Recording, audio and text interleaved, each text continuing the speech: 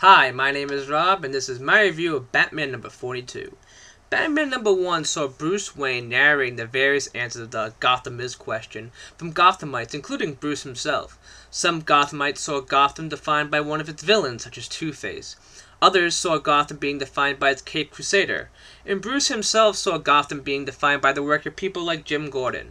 It's worthwhile to keep this in mind as we enter Batman number 42, with Jim Gordon wearing the cowl in the absence and presumed death of Bruce. Batman number 42 asks its own questions, although a bit more indirectly. Batman is. Batman's defined role and what he means to the various citizens of Gotham is a defining part of the issue. It's played with by Snyder in the opening page as we get a comparison of the old and new Batmans, as one child says about Bruce's Batman, "This is Batman, that's just truth."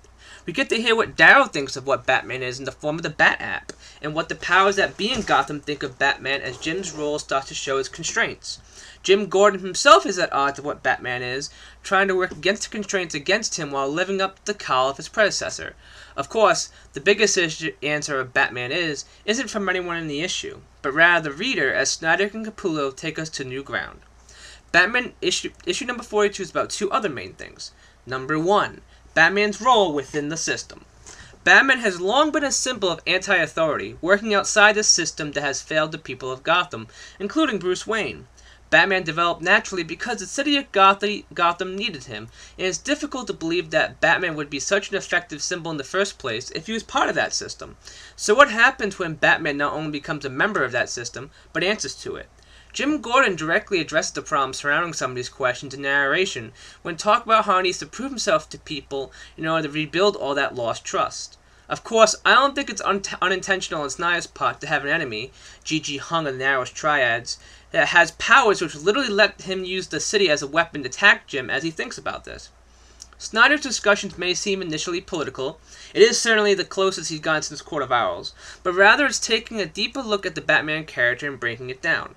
Jim Gordon's major villain in Batman number 42 isn't some hopped-up villain or the mysterious Mr. Bloom, who should have played a pivotal role as Jim Gordon's first quote-unquote supervillain. Rather, Gordon's major villain in the system is his own plaguing doubts in the system himself, that threatens to shut him down for not following the party line. Jim Gordon is certainly going to lash out at being controlled. That's a given. What makes for great storytelling, however, is how Snyder is going to pull it off, while remaining true to the characters and setting he has created. Number 2. The role of Gotham itself as a character. It's often worth remembering that one of the defining parts of Snyder and Capullo's run on Batman is the treatment of Gotham as a character, Gotham City itself as a character.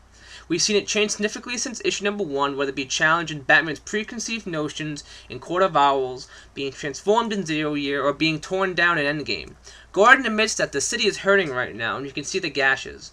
Gotham in the wake of Batman's death is the city without a protector until Gordon steps in, but Gordon's only a small piece of a much larger puzzle. The city's citizens have their trust at the establishment at an all-time low, while the city itself struggles to rebuild in the wake of the Joker's madness. How will the citizens of Gotham respond? How will the city itself respond? These are questions that remain to be answered. Gordon himself is slowly learning how the city is different when he stands at its highest point, as opposed to at street level. He thinks it's staring back and challenging you, and here that seems to be the reader as much as it is Gotham itself. Bruce Wayne is Batman for many people, although there are a number of fans that prefer Dick Grayson. However, Jim Gordon is certainly no Dick Grayson. Jim's deficiencies in his knowledge of the city and how it truly works will certainly be exploited by the mysterious Mr. Bloom. Snyder shows the symmetry with two different conversations between Jim and Julia Pennyworth in Batman number 42. In doing so, we not only see the growing changes in Jim, but some fantastic character development for the both of them. The idea of the quote-unquote Bat app I thought was extremely interesting in the age of crowdsourcing and new media. Jim certainly has his work cut out for him going forward in the cowl as he attempts to heal the city. Greg Capullo's artwork for issue number 42 is nothing short of magnificent. One could tell that Capullo is having a great deal of fun with some of the various designs that Snyder has asked him to come up with, and he executes them beautifully. Each page is truly a work of art, whether it's Jim staring down at the city, or two kids playing with Batman action figures. Credit also belongs to Danny Milkey for the inks and Fico for the colors, as they once again help create a unique backdrop that stands alone. So, some final thoughts. Snyder and Capullo ask for a great deal of faith in their readers as we continue the first arc of Jim Gordon as Batman. However, Bat fans can breathe a sigh of relief as Snyder and Capullo continue to reward that faith time and time again with stellar storytelling and exceptional artwork.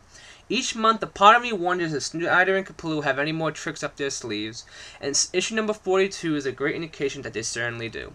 I'd give Batman number 42 a score of a 9.5 out of 10. But that's just my opinion. What did you think of Batman number 42? Comment below and let me know what you think.